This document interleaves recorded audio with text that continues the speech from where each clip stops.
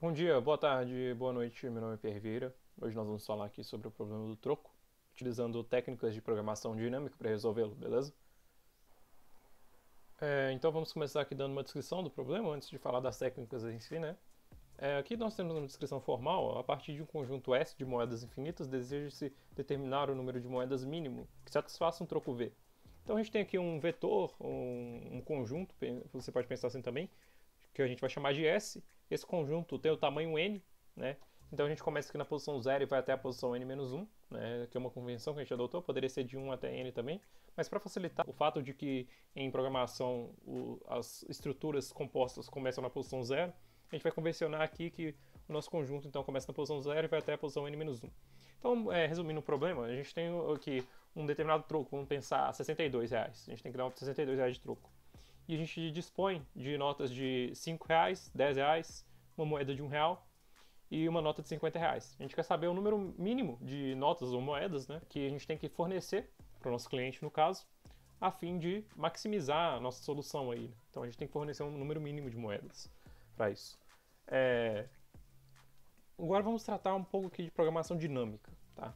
Antes de falar de programação dinâmica, de fato, eu queria dizer que esse problema apresenta uma solução usando algoritmos gulosos, só que essa solução não é tão interessante assim, porque nem sempre ela vai dar a melhor solução possível. Né? Os algoritmos gulosos eles têm muito essa questão de a forma de implementação ser um pouco mais simples, só que nem sempre ele dá o resultado ótimo. Né? Inclusive, no problema do troco é muito fácil você quebrar essa lógica para que ele não traga uma solução ótima. Só que a gente não vai focar nisso daqui não. Nesse vídeo a gente vai focar em resolver o problema do troco usando programação dinâmica. Mas eu só queria deixar claro que existe uma outra forma de resolver esse problema com algoritmos gulosos.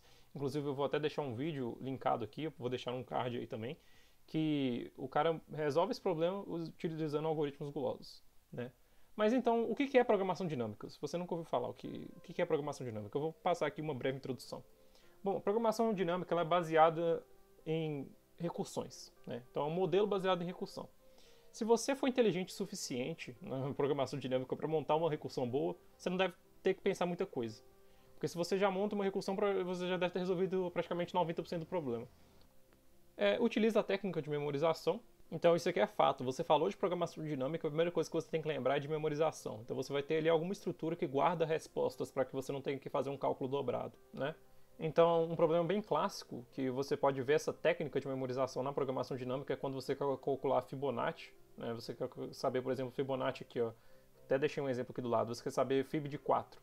Fib de 4 é Fib de 3 e Fib de 2. Só que se você já tiver calculado Fib de 3, o que você pode fazer? Você pode pegar o resultado desse cálculo previamente que você fez para utilizar na conta do Fib de 4. Né? Então você não fica fazendo cálculo várias vezes. Então, se você já fez um cálculo A, você não tem que repetir esse cálculo, porque esse valor já está memorizado na sua estrutura de dados. Né?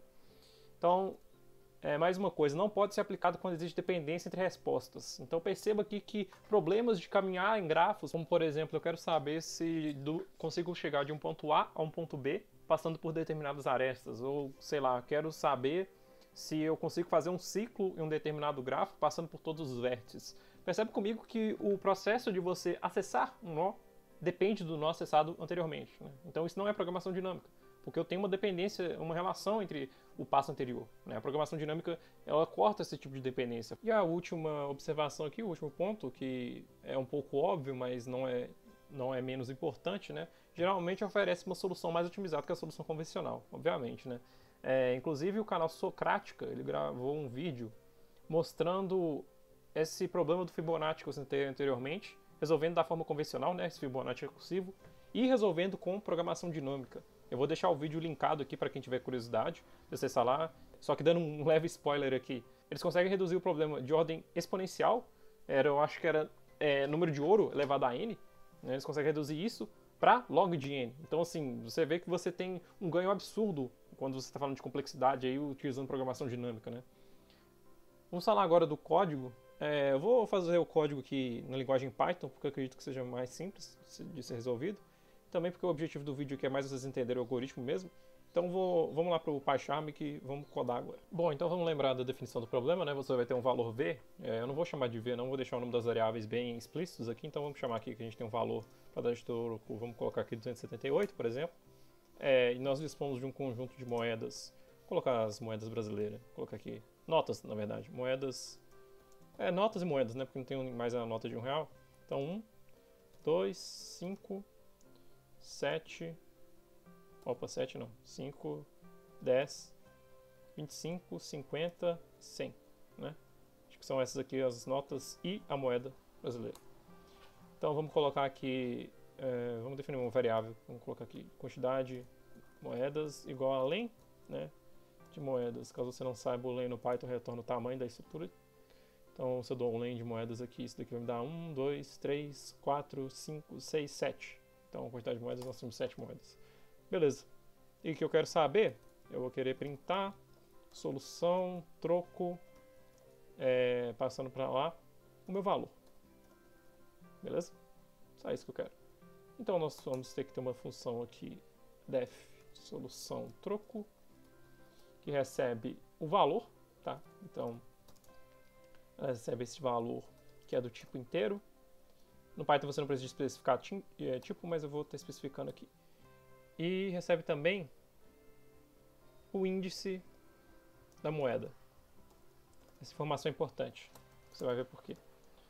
É do tipo inteiro também. E aí, você precisa de definir, como a gente está tratando de programação dinâmica, vou deixar um PES aqui porque a gente vai voltar na função. Como a gente está falando de programação dinâmica, a gente precisa de definir a nossa estrutura de memória. Tá? Então, eu vou chamar aqui de memória, vai ser uma matriz. Vou usar aqui o list comprehension, que é mais fácil. Então, vou dizer que começa em none. Tá? Se é none, então quer dizer que a gente ainda não achou o resultado naquela posição da memória. For in range valor. Vou chamar de valor não, vou chamar de troco. Troco é mais interessante. Troco. Mais 1. Porque aí você tem que lembrar da definição, né? Definição aqui, S de N igual a de 0, A de 1, até A de N menos 1, né? Por isso que eu coloco aqui troco mais 1, porque o Python não pega no range o valor de troco, ele vai parar uma posição antes, então a gente acrescenta mais 1 aqui para ele pegar todo o troco. For, qualquer coisa, in range, quantidade de moedas. Quantidade de moedas. Por que isso? Agora a gente tem uma matriz, se troco é o nosso valor V, e quantidade de moedas é o nosso valor N, então agora a gente tem uma matriz V por N. Concorda comigo? V por N. Porque aí a gente consegue guardar em cada posição de memória da nossa matriz o valor de troco que a gente tem que dar naquela posição. Então, se por exemplo, se a gente não quisesse 278, fosse, por exemplo, o valor de troco para 276. O valor de troco de 276 vai estar armazenado em alguma posição dessa matriz, né? Então, essa matriz tem a capacidade de guardar vários valores de troco, não é só 278. A gente vai chegar no valor de troco de 278 a partir dos outros valores. E esses outros valores vão estar armazenados na nossa memória. E a nossa memória é essa matriz aqui. Tá? Se você estiver confuso com essa estrutura aqui, dá uma olhada aí no Google em List Comprehension em Python. Aqui não vale a pena eu explicar o que está acontecendo aqui em questão de tempo e também porque o objetivo do vídeo é você mais entender o algoritmo de solução de troco. Eu vou alterar o nome desses parâmetros aqui porque eu acredito que como isso daqui vai estar sendo chamado recursivamente, isso vai estar sendo chamado recursivamente, colocar uns nomes melhores ajuda que a gente entender o que está acontecendo. Então, índice de moeda eu vou chamar de índice moeda atual. Tá? Porque isso aqui são informações pertinentes para a resolução do nosso problema. Então vamos começar aqui agora a pensar nos casos da nossa recursão. Tá? Então vamos pensar aqui no caso de a nossa memória na posição índice moeda atual, posição valor restante. Memória não, memória, né? Coloquei errado aqui. Is known, ou seja, eu ainda não calculei uma solução aqui. Vamos pensar nesse cálculo depois, mas se não, ou seja, fora desse if, eu vou dar um return memória, posição índice moeda atual, valor restante. Né? Concorda comigo que se ele não entra nesse if aqui, quer dizer que eu já calculei a solução naquele ponto, então, ou seja, aqui não é known, né? E aí eu posso retornar então o cálculo que eu fiz naquela posição de memória, beleza? E como que eu vou fazer esse cálculo? Bom, eu vou ter basicamente duas variáveis, duas possibilidades, para falar a verdade. Ou eu pego a moeda, ou eu não pego a moeda. Não pego moeda. Né? Percebe aqui que eu estou passando pela minha lista de moedas. passando pela lista de moedas. Estou vendo se aquela moeda é uma solução ótima para o meu problema. E as possibilidades é, ou eu pego essa moeda ou eu não pego. O que vai vir depois disso a gente vai ver agora, né? Então vamos pensar primeiro no caso de você pegar a moeda. Você pega a moeda, aqui traduzindo para o Python, falando assim, 1 mais. Ou seja, eu peguei a moeda, né? Estou acrescentando a resposta em 1. A solução de troco, ou seja, você agora vai fazer a sua chamada recursiva passando para lá. Se você pegou a moeda, então você vai subtrair do seu valor restante o valor da moeda, né? Índice moeda, moedas na posição índice moeda atual, né? Ou seja, você pegou a moeda. E se você pegou a moeda, então você usou esse índice. Então você vai passar para lá índice moeda atual, beleza? E no caso que eu não pego essa moeda, aí é mais fácil. Então, ó, não pego a moeda, é igual a chamada recursiva, então eu nem acrescento na minha resposta, eu já faço uma próxima chamada para a minha recursão, solução de troco, passando para lá o valor restante, e o índice moeda atual, mais 1. Agora eu estou andando com a moeda. Então, se antes eu estava, por exemplo, aqui na moeda 2 e eu não vou pegar ela, então agora eu vou para a moeda 5. Então eu passo o índice moeda atual mais 1, certo? Só que eu quero o mínimo disso, né? Nosso objetivo é minimizar. Então, moedas na posição índice moeda atual na posição valor restante é igual ao mínimo entre esses dois valores que eu calculei. Ou seja, eu pego moeda e não pego moeda, né? Então agora a gente tem esse valor registrado na nossa memória, né? Então basicamente o cálculo, a matemática, se resume a essas, vamos pôr 5 linhas, 4 linhas, se resume a isso. Só que o nosso algoritmo ainda não está pronto, né? A gente tem que pensar nos casos base, porque pode ter falhas, inclusive falta ainda uma base para uma solução de recursão, né? Então vamos pensar essa nossa recursão, os casos base dessa recursão, quer dizer, a partir do nosso valor restante e a partir do nosso índice de moeda atual, porque é isso que a gente recebe como parâmetro, então com isso a gente consegue mensurar os nossos casos base, né? Vamos pensar que o caso do valor restante ele pode assumir uma faixa de 3 valores. Ou ele é maior que zero, ou ele é menor que zero, ou ele é zero, né? No caso do valor restante ser zero, né, então vamos lá, se o valor restante é igual a zero, o que eu tenho nesse caso? Bom, então, qual que é o troco que eu tenho que dar para zero? O troco que eu tenho que dar para zero é zero, certo? Por exemplo, você vai numa loja e aí você compra um produto lá de R$0, ou seja, produto de graça. O cara que você está comprando, ele tem que te dar algum troco? Não. Então, o valor restante sendo zero, você tem que ter um troco de zero, né? Mas aí, a gente tem uns casos. Suponhamos que o valor restante seja maior que zero, né? Então vamos supor aqui que o valor restante é maior que zero. Ok, tudo bem. Não tem nada nenhuma ressalva. Só que vamos supor que além disso, o nosso índice de moeda atual é o valor da quantidade de moedas, né? Se o índice é a mesma coisa que o valor, a quantidade, percebe aqui que eu já fugi do limite do meu conjunto, né? O limite do meu conjunto vai até n-1. Eu estou falando que esse índice agora vale n, ou seja, eu estou numa posição que não existe, né? Se eu estou numa posição que não existe, quer dizer que eu falhei na minha resposta. E se eu falho na minha resposta, eu quero que esse valor não seja considerado no mínimo, né? Então qualquer valor que não seja esse, ou seja, eu tenho que retornar aqui infinito. Return. No Python aqui ele tem uma macete que você passa floating, né? Estou retornando aqui infinito. Porque retornando infinito, eu estou dizendo que eu quero desconsiderar essa resposta. E por que eu estou desconsiderando essa resposta? Porque eu já cheguei num índice que não existe, né? Índice, quando assume a quantidade de moedas, quer dizer que ele não existe. Vamos pensar agora aqui no último caso básico, que é quando você tem o seu valor restante menor que zero, ou seja, ele é negativo. Pensa comigo, existe um troco negativo? Isso não faz o menor sentido, né? Mas por que a gente tem que tratar esse caso? Vou deixar um peso aqui por enquanto. Por que a gente tem que tratar esse caso? Percebe aqui que na chamada da nossa função, quando a gente faz essa chamada aqui, valor restante menos moedas passando no índice atual, você concorda comigo que isso daqui uma hora pode dar negativo, né? Se, por exemplo, aqui eu tiver 3 e aqui eu tiver 5, então 3 menos 5 vai dar menos 2. Só que eu não tenho troco para menos 2. De novo, eu falei na minha resposta. Então eu vou dar um retorno infinito de novo, para que quando ele chegar na hora de calcular o mínimo, esse infinito aqui seja desconsiderado automaticamente, ele pega o outro valor, né?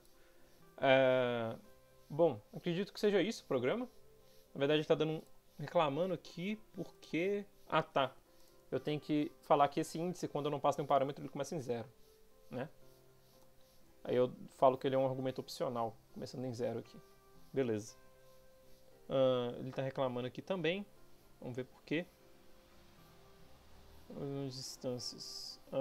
Tá, não é moedas no caso. Aqui é memória, né? Aqui é memória. Ok. Aqui ele vai reclamar falando que não espera um tipo none. Só que não faz sentido essa reclamação, ainda bem que é só um warning, né? Porque a gente trata essa parada do none, então isso aqui você pode meio que ignorar. Deixa eu ver mais uma coisa. Moeda de 25, não existe, é 20 aqui no caso. Poderia deixar 25, mas já que a gente está querendo seguir o padrão brasileiro, vou deixar 20. Uma coisa, essas moedas aqui só podem ser valores inteiros, beleza? E lembrando que a gente está considerando que, por exemplo, tem infinitas moedas de R$1, tem infinitas moedas de R$2, tem infinitas notas de R$5, né? Então, o tamanho do conjunto não é infinito, mas as moedas são infinitas. Isso é meio contraditório, mas é assim que funciona o problema do troco, né? Eu disponho de infinitas moedas, mas eu quero saber o número mínimo de moedas que eu quero dar. Vamos rodar esse programa aqui para ver o que vai acontecer, né? Run. Vamos ver se vai dar algum erro. Não, 7. Vamos pensar aqui, 278. Ele está falando aqui que são 7 moedas. Isso mesmo. Eu cortei o vídeo aqui nesse meio tempo só para ver se é isso mesmo, mas o algoritmo está certo. Realmente, se você tem R$278 e dispõe dessas moedas aqui, o número mínimo de moedas que você tem que dar são 7 moedas. Bom, o código é esse daqui. Agora a gente vai analisar a complexidade dele, e para analisar a complexidade assintótica, eu vou voltar para o slide, porque a gente vai fazer isso de uma maneira bem simples. Então vamos lá, análise de complexidade para o algoritmo apresentado.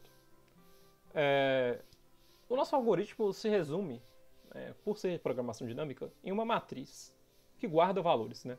Lembrando que essa matriz ela começa com todas as posições em none, né, aqui no nosso algoritmo, e ela vai sendo preenchida de acordo com a execução do nosso programa, de acordo com as chamadas recursivas, né, isso. Então aqui eu coloquei uma matriz final, por exemplo, ela rodou naquele algoritmo e aí ela preencheu esses valores aqui. Para analisar a complexidade, que no pior caso é muito simples. Por que é muito simples, né? Sem fazer aquele tanto de conta que a gente costuma fazer quando está fazendo a análise assintótica, né? Nesse caso aqui não precisa, basta você pensar no problema. Se a nossa matriz tem n por v posições, e a gente está pensando no pior caso, né? Então se é o pior caso, as posições aqui não tem nenhuma posição preenchida com none, né? Eu passei por toda a minha matriz. Se eu passo por toda a minha matriz naquela chamada recursiva, é simples, matei o problema. A complexidade é da ordem de n vezes v, né? Ou seja, n linhas por v colunas, né? Isso. Então é isso, tá? O pior caso vai ser esse, quando eu passo por todas as posições da minha matriz, tendo então uma complexidade n por v, né? Isso na programação dinâmica, né? Se você fosse olhar pelo algoritmo guloso, poderia ser uma outra complexidade, porque o algoritmo guloso ele supõe que você tenha o seu array de moedas ordenado, né? E aí para você ordenar um array é no mínimo uma complexidade logarítmica, n log n, né? Mas aí não vamos entrar no assunto guloso não. O propósito desse vídeo era só a gente fazer todo tipo de análise para programação dinâmica. Bom, então esse vídeo é isso. Espero que você tenha gostado, espero que você tenha entendido alguma coisa. Se você gostou, deixa um like aí embaixo. Todas as referências que eu acho que foram úteis para eu resolver esse problema eu vou deixar aqui na descrição, beleza? E por mais é isso. Muito obrigado. Bom dia, boa tarde, boa noite. Meu nome é Pierre Vieira. Hoje nós estamos aqui para falar sobre o problema do troco. Se eu rodar esse cachorro parar de latir.